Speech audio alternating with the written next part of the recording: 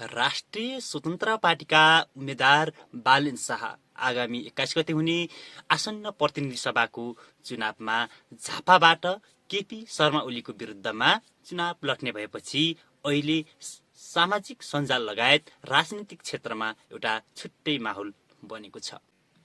राष्ट्रिय स्वतन्त्र पार्टीबाट उम्मेद्वार भई भावी प्रधानमन्त्री समेत घोषणा भएका बालेन शाह केपी शर्मा ओलीसँग झापामा चुनाव लड्ने भएपछि अहिले एउटा राजनीतिक तरङ्ग मचिएको छ।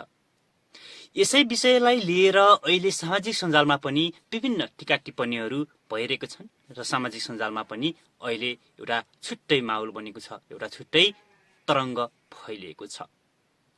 यसै विषयमा आज बिहान माघे संक्रान्तिको अवसरमा नेकपा एमालेका अध्यक्ष तथा पूर्व प्रधानमन्त्री केपी शर्मा ओलीले आफ्नो सामाजिक सञ्जाल फेसबुकमा माघे संक्रान्तिको एउटा शुभकामना पोस्ट गरेका थिए।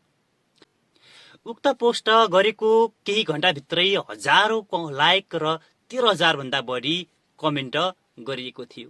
सामाजिक सञ्जाल फेसबुक प्रयोगकर्ताहरूले उक्त कमेन्ट मध्ये 99% यस्तो कमेन्ट गरेका थिए जहाँ केपी शर्मा ओलीलाई शुभकामना दिनुको सट्टा जहाँ बालेन बालेन भनिरहेका थिए।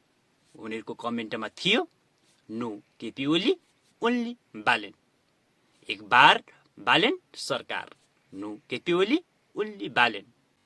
यसो त यो पछिल्लो समयमा नयाँ पुस्ताहरूले नयाँ नेतृत्वहरू खोजिरहेको छ, पुरानो नेतृत्वबाट दिक्क भइसकेको छ भन्ने कुराहरू यहाँबाट पनि हामीले बुझ्न सक्छौँ। यो हामीले हेर्दै गर्दाखेरि यसले एउटा नयाँ नेतृत्व खोजिरहेको छ, पक्कै पनि पुरानो नेतृत्वलाई ढाल्ले अथवा फाल्ले भनेर मानिसहरूको मनसाय रहेको छ भन्ने कुराहरू हामीले यहाँबाट बुझ्न सक्छौँ।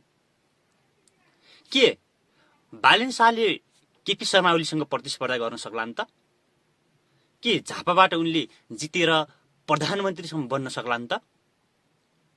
यो विषय भने हेर्न बाँकी नै छ।